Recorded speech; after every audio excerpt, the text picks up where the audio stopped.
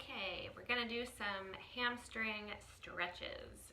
So the first thing I wanna say is that if you think you have pulled your hamstring or really strained it, then I would actually recommend not overstretching it. So stretching is helpful for tight muscles, but if it's pulled or strained, then you actually wanna do more resting. And when it feels like it's not so ouchy to actually come into a stretch, then that's a good time to focus on the stretching and the rolling.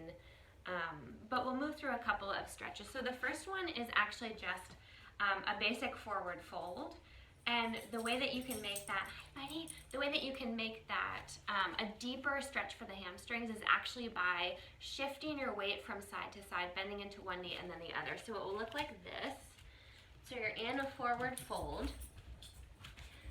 And you'll notice that I kind of bend into one knee and then the other and allow my torso to shift from right to left. So this also stretches the low back, the sciatic nerve area, and it's a really healthy way to open up the hamstrings.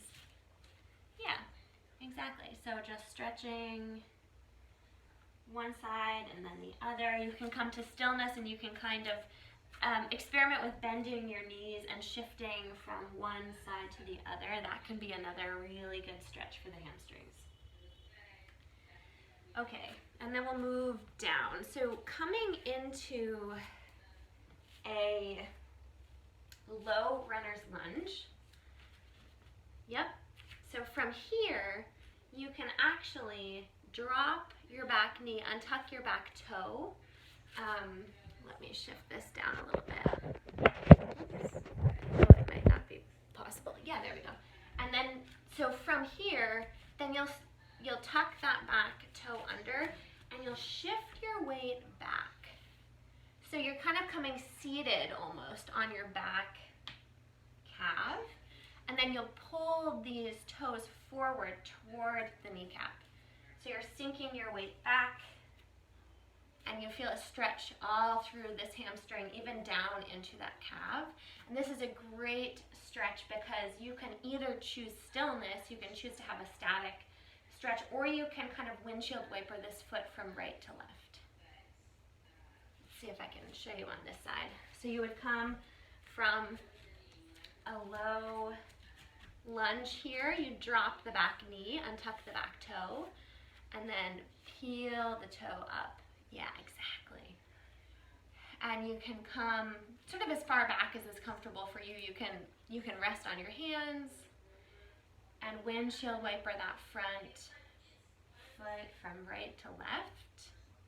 You can point and flex the toes. And if that's really intense for you, you can move between this kind of low lunge, which stretches the hip flexor, and then you can move back. And so this movement can also be a way to make a dynamic stretch for the hamstring. Another one that can be really good is coming into a wide-legged forward fold and then sort of switching from side to side, doing a lunge kind of thing. So I'll see if I can show you that. So you come to a wide-legged forward fold. The feet are, wider than hip width. And you can start by just shifting your weight from left to right. And you'll feel this. You'll feel it probably both in the inner leg and also in the hamstring. And then if you want more sensation, you can start to spin that front leg and come forward. And then back to center. Shift that weight back so you're almost sort of peeling that foot up. Back through center. Peeling that foot up. And so this is another dynamic stretch that you can do. Yeah. Nice. So I'll show you one more, and this one can be done seated. If you want to put Probably not something as tall as a block, but maybe something like a pillow under your seat. I'm super sweaty, so I'm not gonna do that. But you'll sit with your legs kind of fanning out like this. And you're gonna sit up nice and straight. And so this one, we're actually gonna move with as straight of a back as we can, and we'll hinge from the waist. So you'll inhale to one side, exhale down. So you're bringing your heart toward your kneecap. So exhale down, inhale to center, and then exhale down toward the other side. Inhale and exhale. This is called the life nerve stretch.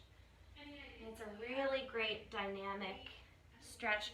Often people will sort of, just sit still here and kind of yank and be static, and this is a way to just kind of try to keep things moving. So you're moving with the breath too, which is always a good way to loosen things up. So exhale, inhale to center, straight tall spine, exhale to the other side, inhale to center, exhale. And so you can do this as many times as feels good. Yeah. And that is probably about what I have for now.